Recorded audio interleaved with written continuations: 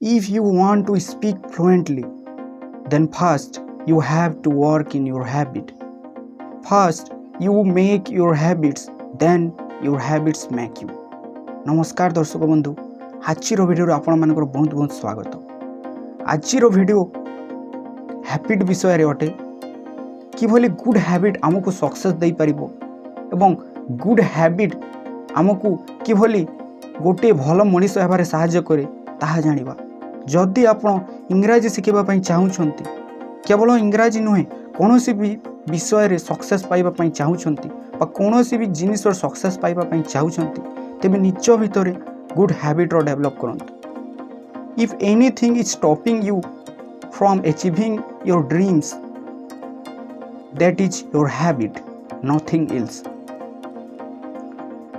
It's not what you think or say whole day that not matters. What matters is what you do. Doing matters, not thinking, not saying, just doing, just taking your action. But to develop habit, you must have a goal in your life, a purpose to live, a reason to get up in the morning. Your goal must be excellent.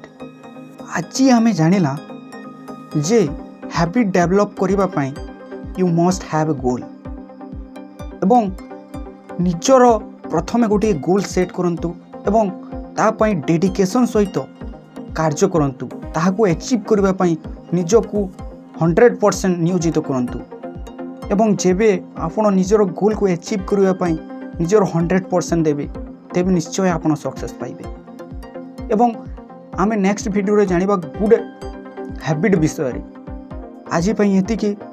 जदि video भल लागला तेबे निश्चय निज सांग मानक सहित share करंतु।